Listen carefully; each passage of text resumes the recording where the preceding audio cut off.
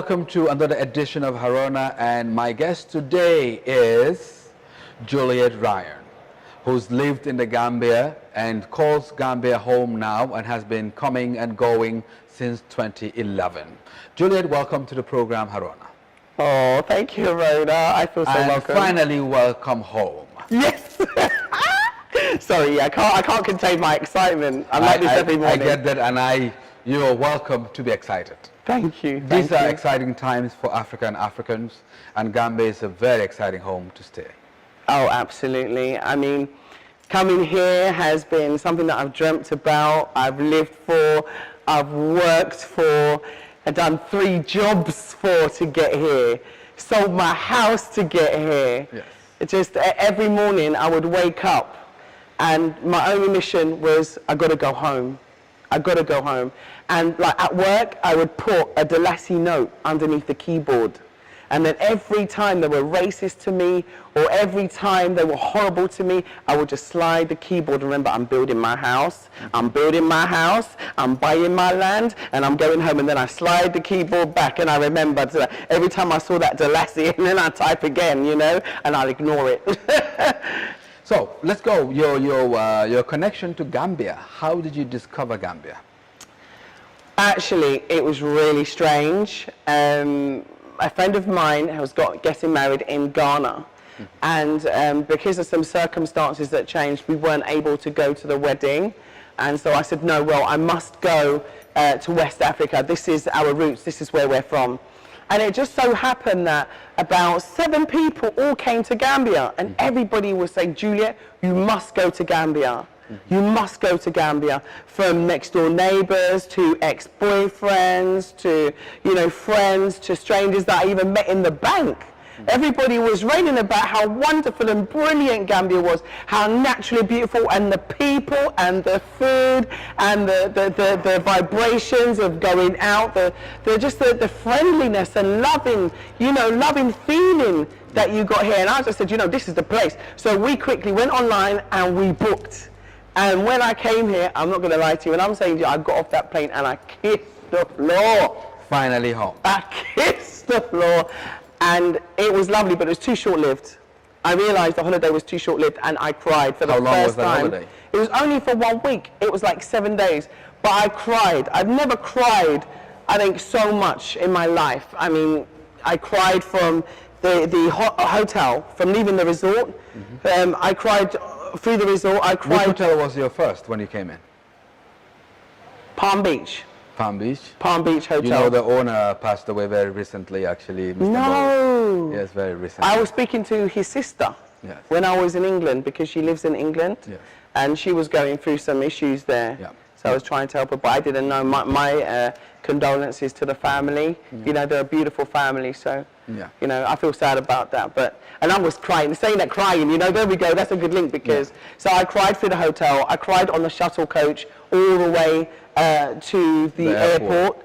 And then I was just unconsolably crying through the airport, and I just said, I don't want to go, I don't want to go. And then I sat on the airplane, and I thought, you know, Juliet, you finally got yourself together. My husband was saying to me, now Juliet, pull yourself together, pull yourself together. And I was like, okay, okay. And then on the plane, I just started crying again. And then as soon as I touched ground in England, and it was grey, it was dismal, and they treat you like, you know, an immigrant when you get to the airport. There's no welcome, there's no warmness, there's no greeting. You know, when I arrived here, it was like, welcome to your spiritual home, my sister. They took me out of the line with all of the other white tourists and put me through the Gambian line. This is Gambia. This is, you know, it makes you feel proud, and the treatment and the love that you get here.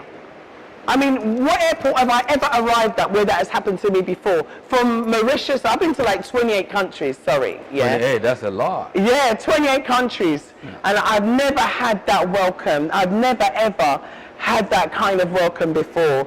So immediately having that welcome from Gambians here and telling us that this is our spiritual home made us feel that this is our spiritual home. So since then, I never looked back. I've been coming back ever since. And I said, I'm going to make sure I get some land. I'm going to work every day, every night to get land here, and so that I can build and make Gambia my home, and I can travel around because I've been to Senegal and stuff since I've been here, but there's no place like home. There's no, this is my home. I feel like my ancestors, you know, definitely came from me. Obviously, we're nomads. Us in the diaspora, we don't know where we're from. We don't even know who we are. We don't know our families. We don't have any legacy. We don't have any language. We don't have any culture. And the culture that we do have is an adopted culture, and like, we're rejects. Living in Europe, we're rejects. We're not wanted, and that is the truth. They don't want us there. We must realize this. They have hostile immigration policies because they don't want you. They don't want you, and it's clear. Every day you wake up, that message, you know, is in your face. You're not welcome and you're not wanted. What do you love about the Gambia? Everything. What's everything? Everything. I love the environment. I love the nature. Mostly I love the people. I love Gambian people like cook food, and I love food. And I love the food. I love the advancedness. And when I say that, here I find people use their initiative, and there are so many instances of what can I say, technological advance here.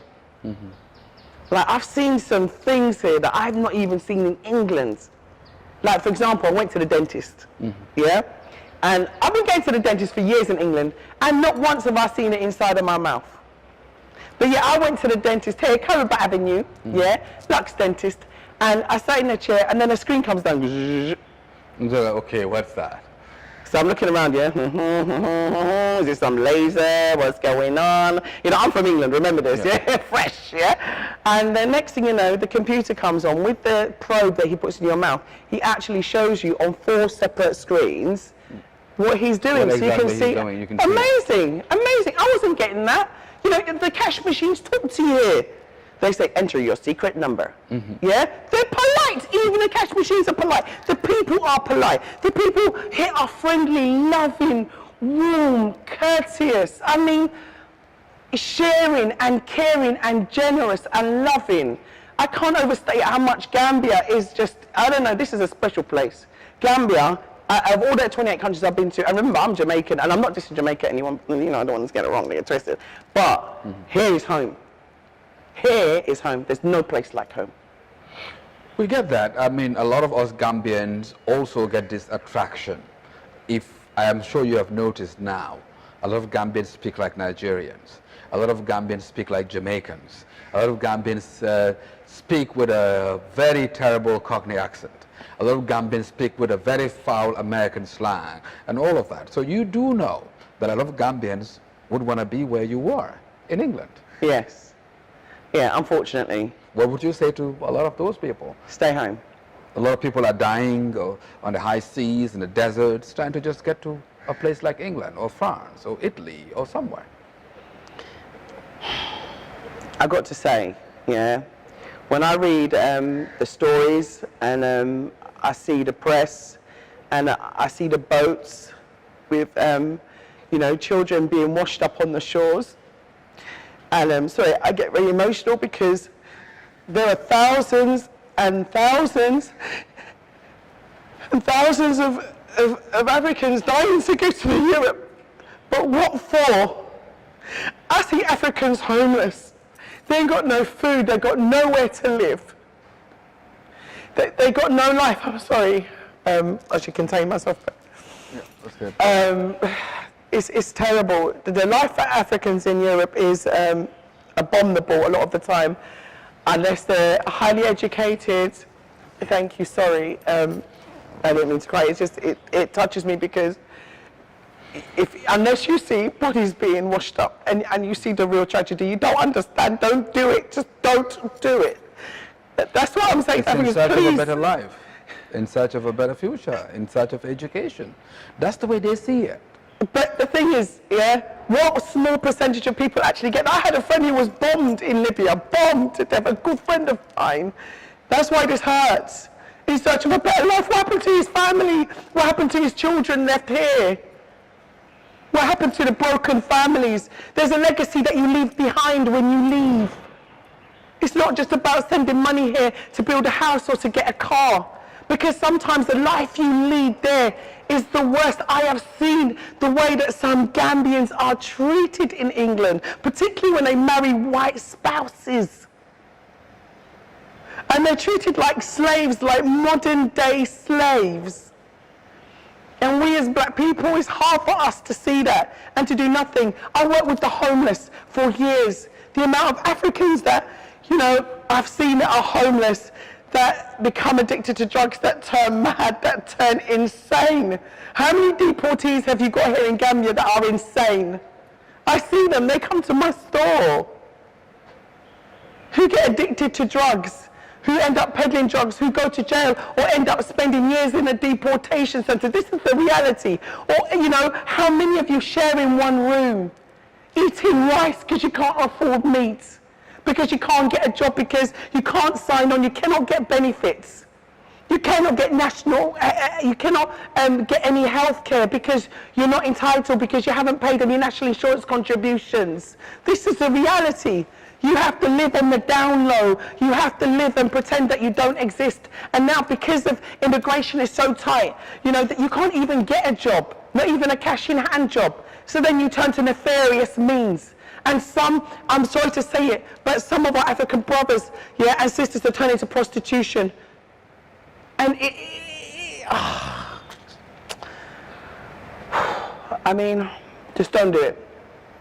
Build Africa. Build Africa. This is your paradise. This is your paradise. I said it before. I work with homeless people up and down the country in England. And that's why I describe England as a dump. Whether people like it or they don't like it. I saw the prostitution at night. I saw the homeless people. I saw the hostels. I saw the drug users and the dirty needles. I saw the people sleeping, you know, in banks and on pavements and under bridges and in shipping containers. Homelessness is that they're putting people to sleep and live in shipping containers. How many Gambians there live in shipping containers? You might have a zinc roof, but you're not living in a shipping container. So think twice. Just think. You know, is it worth dying for? Is it worth dying for? How's your family going to survive when you as a breadwinner is dead? What are you going to do when you lose your child? Well, Juliet, I think this is a good place to take a break, and we'll be back with my special guest, Juliet Ryan, in a moment. This is Harona.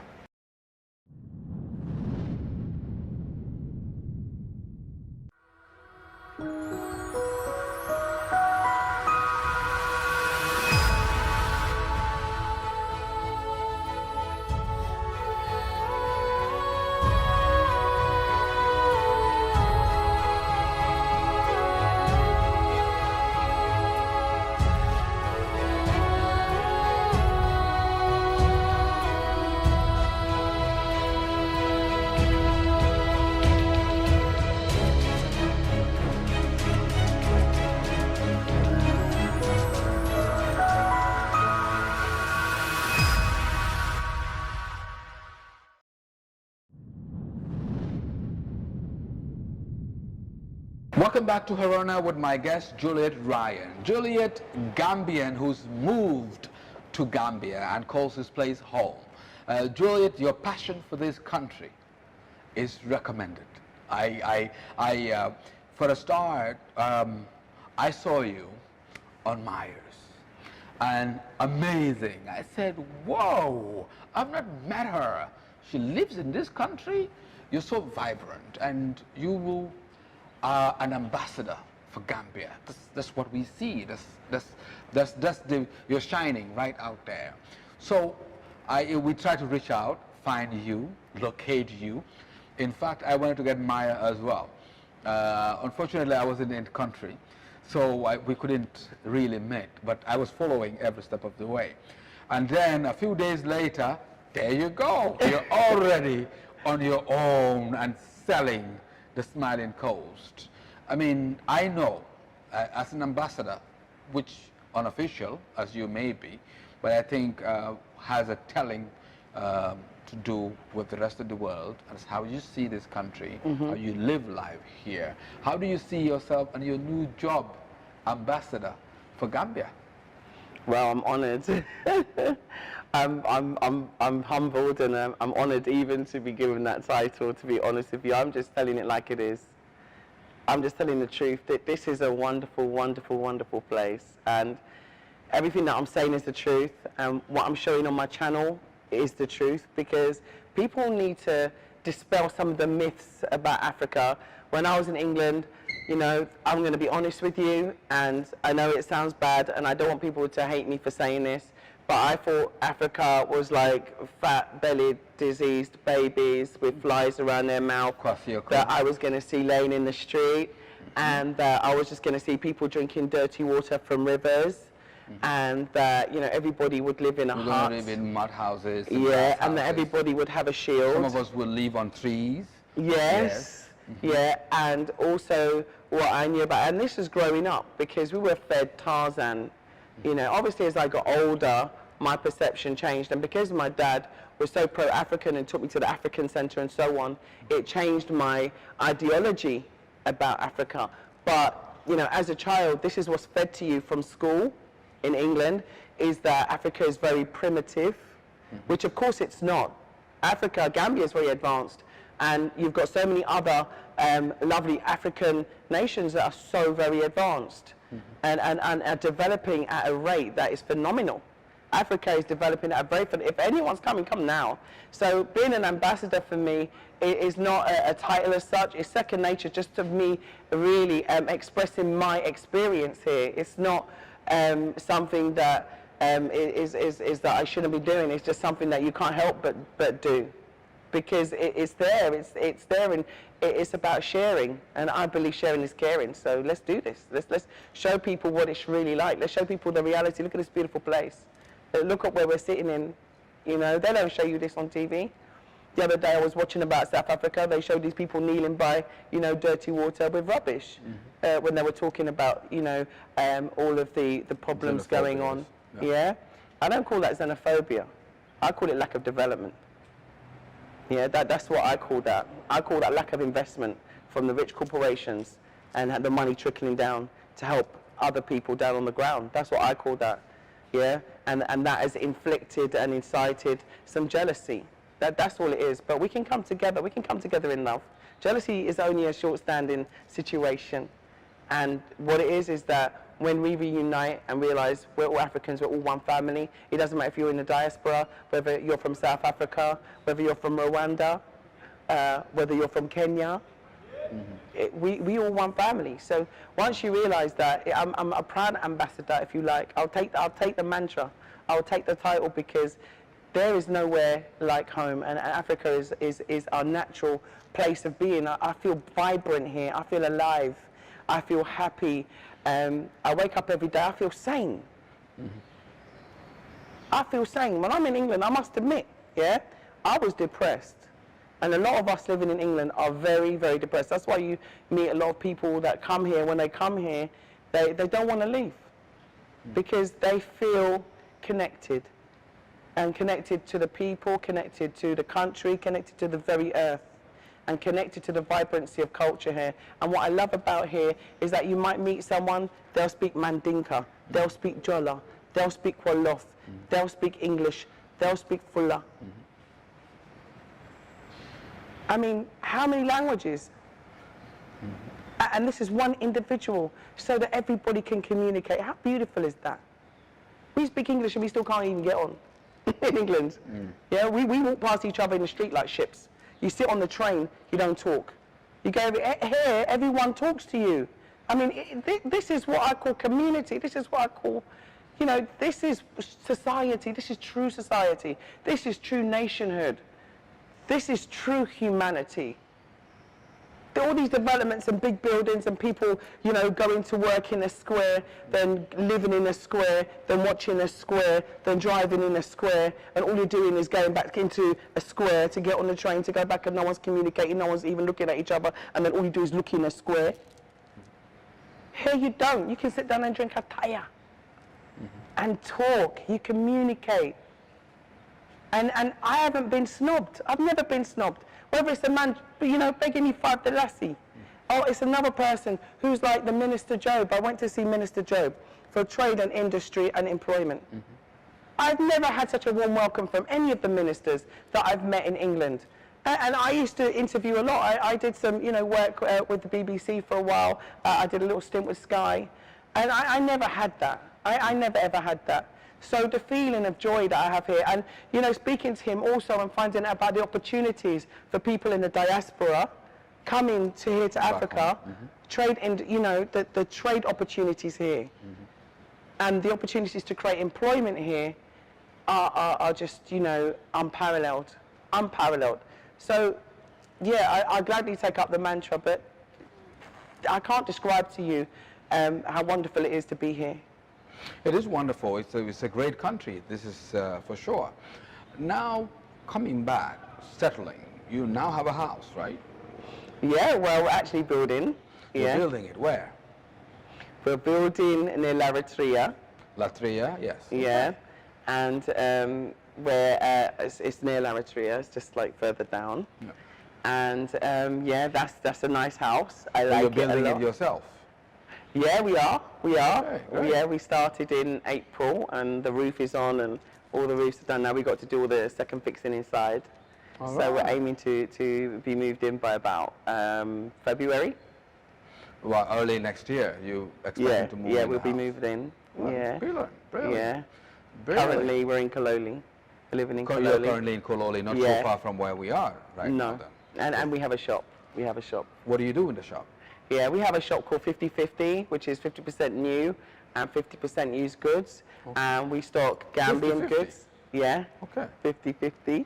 Yeah. And we stock Gambian goods and African goods, and we also stock European goods.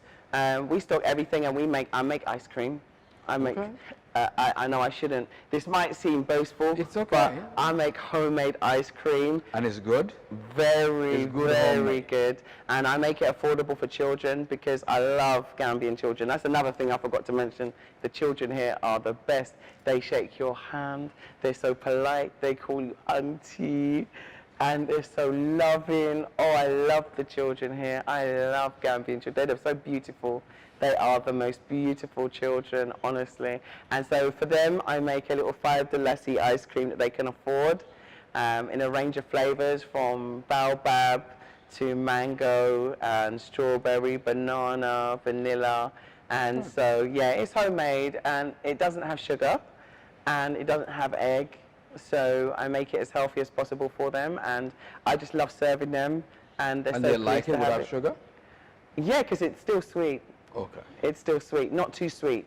Okay. But when I mean sugar, I use alternatives, healthy alternatives to sugar. But yeah, they love it. They're very grateful. They love sprinkles as well, and chocolate sauce.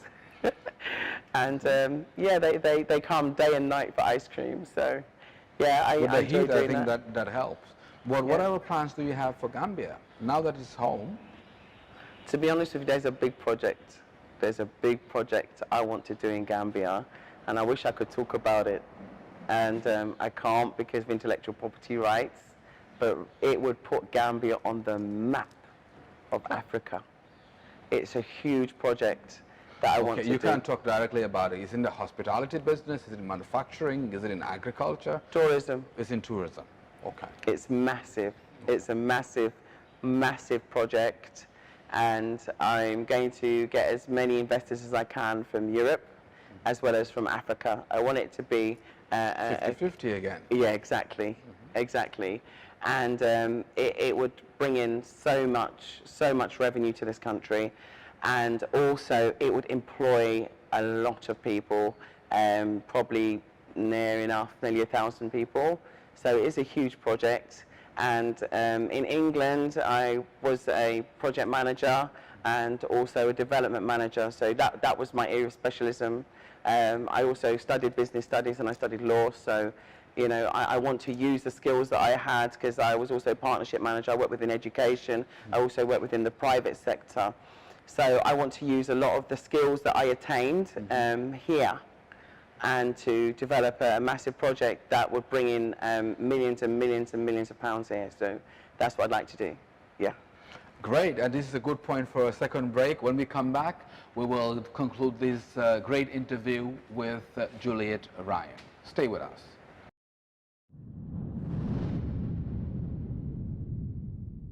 TAF Africa Global is pleased to launch Dalaba Housing Estate. Dalaba Housing Estate is our newest estate located on the Sukuta Jabang Road. You can buy a finished 2 or 3 bedroom house or service plots accompanied with a free fence and gate. At Dalaba Housing Estate, you get to enjoy bituminized roads, gated and fenced properties, solar street lights, water reticulation, public amenities, 1,500 fruit trees aligned in streets and many more. Make a 25% down payment today and spread the balance conveniently for 10 years with GT Bank, EcoBank and Trust Bank.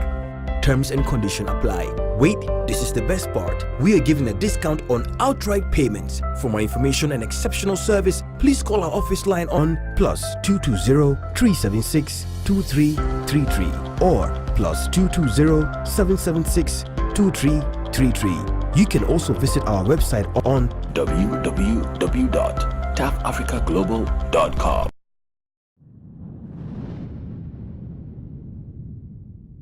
Welcome back to Harona, and I'm Harona Drammeh, and today my guest is Juliet Ryan. Juliet, YouTubing, vlogging, and being out there. I know you're inspired by Maya, yes, to an extent, but you know, how's BlaXit going? Well, well done, Maya. Yeah, Maya, sorry. I couldn't help saying that. Well done, Maya, it definitely is my inspiration. I spent a lot of time with him while he was here. And after the response, the massive response to his interview with me, I was absolutely shocked, actually.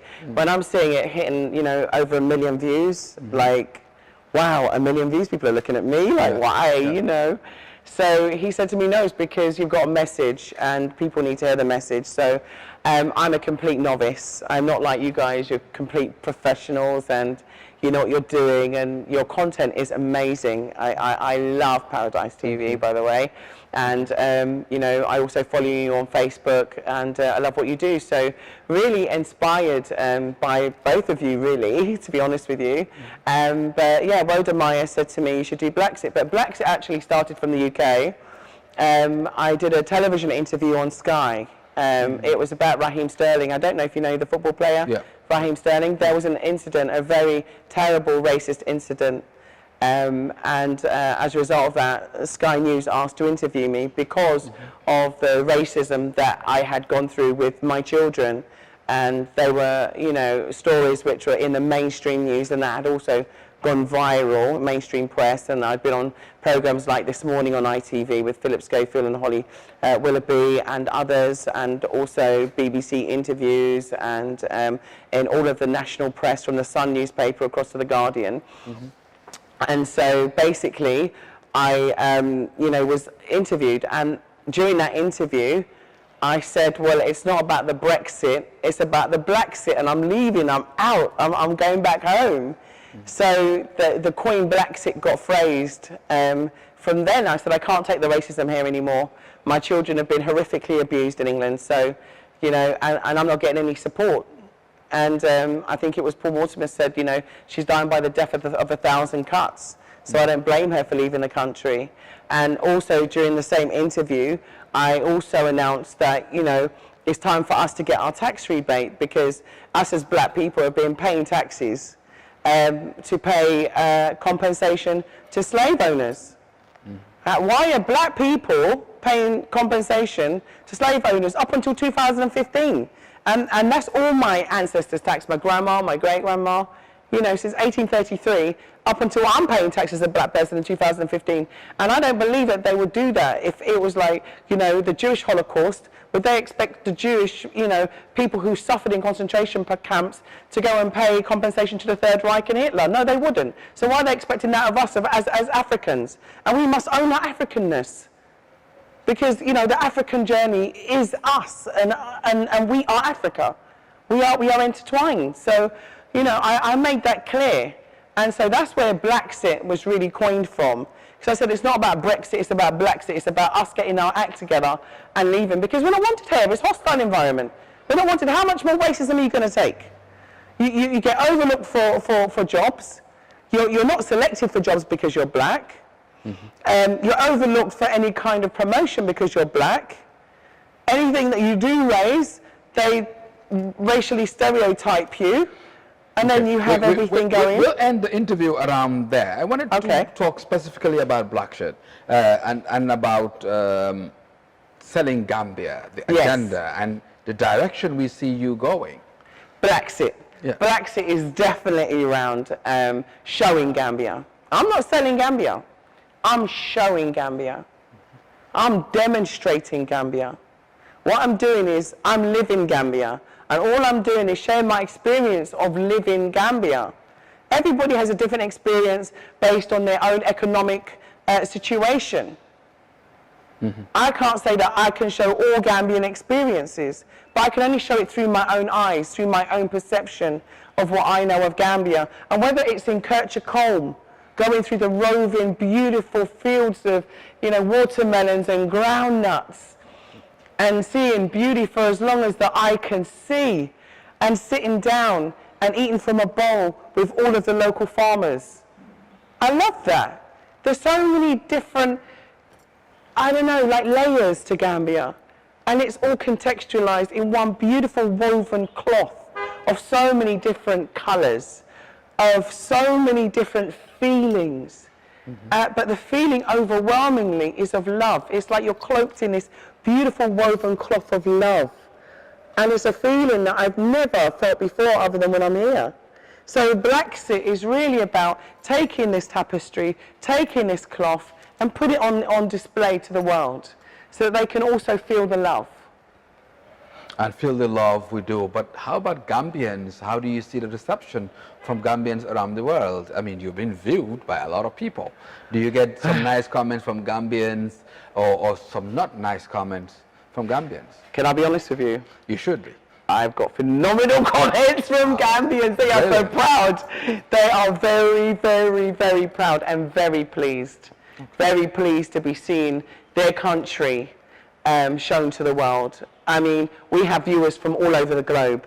I'll be honest with you, I have subscribers from Iceland to Philadelphia, every American state, all of the American states, from Texas to Illinois to Atlanta, Hawaii. We have viewers from Italy, Portugal, Kuwait, Israel. We have viewers all over the globe. Of course, England, France, and also on the other side, West Papua. We have viewers from West Papua, Papua New Guinea, New Zealand, Australia. So it's a global phenomenon. And the thing is, the one thing that is a thread that I've seen of both Gambians and diasporans is the fact that everybody wants to come home, actually. And everybody is, in some way, has, I don't know what the word is, but I think they feel some kind of connection with what I'm saying. That's true. Yeah, absolutely. Yeah. I was going to use another word, but I think that's the right word. They resonate, I guess is the word that I'm looking for. They resonate in some way, shape, or form with what I'm showing. Yeah, and that's important because people not all the time in the media show the best side of Gambia. And so BlaXit is not just to show a best side or a worst side, it's to show the reality. It is to show the reality. So you will be seeing all different people, doing different things. So I've shown people who are cleaning shoes, who are entrepreneurs. I've shown ladies that are selling food, that are entrepreneurs. I've shown great, nice houses. I've shown little houses, but everybody lives. The one thing I've been trying to look for is some homeless people. I haven't found any yet. I haven't found any on the street. Good luck with that. But to end the interview, we're going to go, we know you have personal experience with racism, so have your children. And you got up to here with it at one point. But what was the last straw that broke the camel's back? My children. I think myself and my children. It was hard for us both. With regards to my children, when it comes to violent abuse, when racism becomes violent, it's not just verbal abuse, but having to take my son to a hospital because he's been hit violently, and then when you complain, they then try to turn it on you. And this is a mechanism, this reverse psychology that is done, and it's a method that's used. It's a psychological method that's used in England. If you complain about racism, they try and turn it onto you and they become the victim. And it happens consistently. And because you have institutionalized racism in England, it doesn't matter what institution you go to for help, you face the wall of racism once again. Because the whole system is systematic. There's systematic racism. And there's also systemic racism. And so everywhere you look and everywhere you turn, you just face people that don't want to do anything to help you. It's very unreceptive, let me put it that way. It's not welcoming. They're not interested in what you've got to say, and there's nothing they're going to do. And so that was like the final block, as well as seeing how they treated all the brothers and sisters that marched, thousands and thousands and thousands and thousands of brothers and sisters who had marched from Brixton all the way to Parliament to call for reparations and a repatriation program so they could come back home, and seeing that their calls were ignored. You know, it's racism. You know, if you're getting a racism from a racist government, you're getting racism from schools. And both my sons, my eldest son, the case is quite well known because it was in the media and it went globally viral. It was a huge story.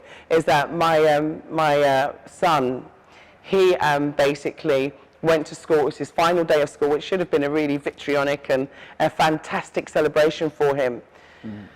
Well, he went to school, and he was happy. It was his last day, and it was a commemorative shirt signing.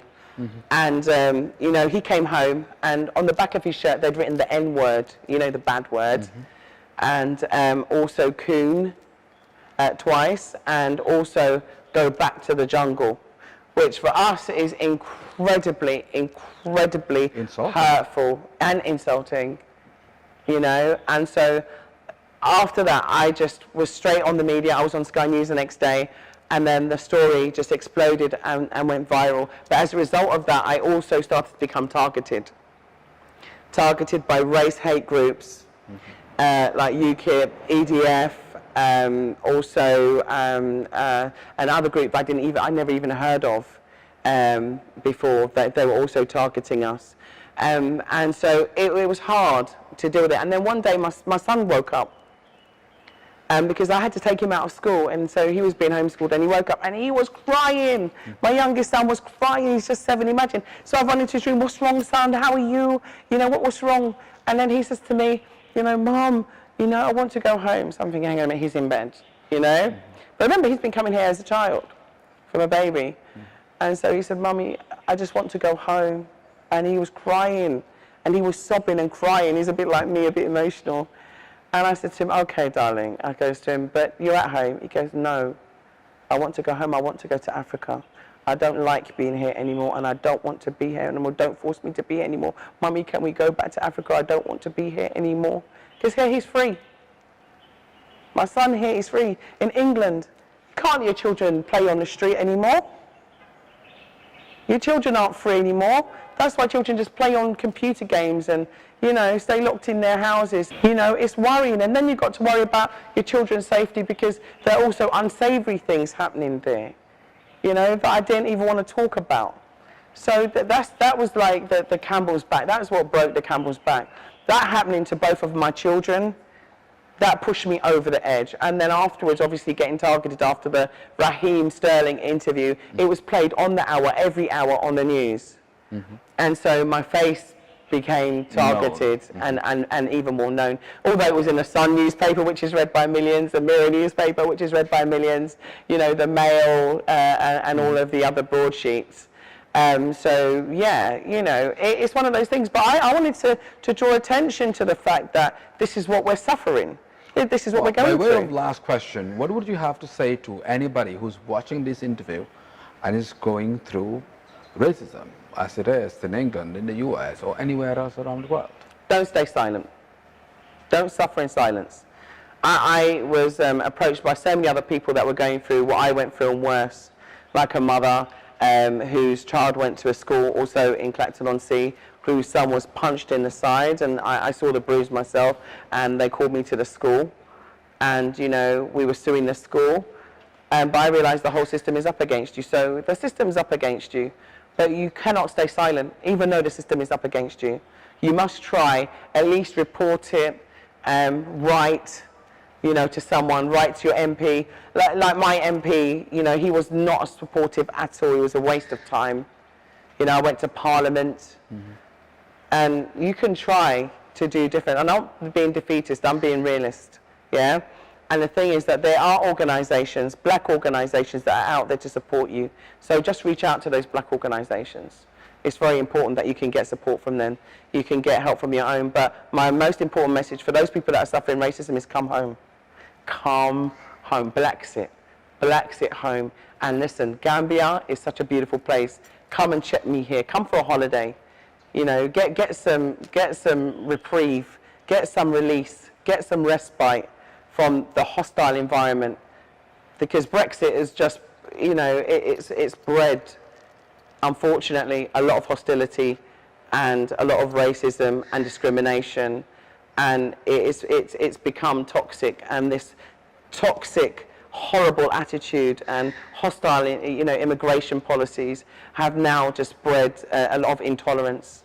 And that intolerance has now become an epidemic in England. So, and also Africa. So I think that, you know, for my brothers around the globe, come home. Let's put back our money back into Africa.